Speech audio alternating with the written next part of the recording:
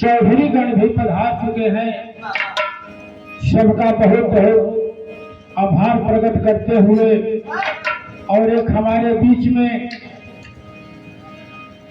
सिंघेल के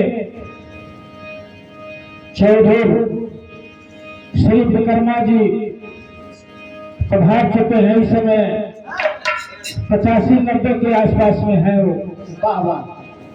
उनका आशीर्वाद हमें मिला नहीं है, लेकिन हम यह कहते हैं बाबा तनी आशीर्वाद देख के तो जाइए। बोलिए प्रेम से शंकर भगवान की जय।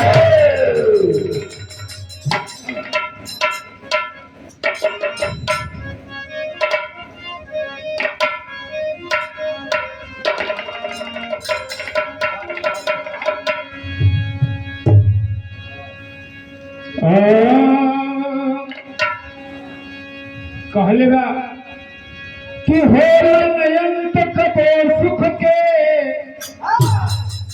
कबो सुख का अंत ना होला। आज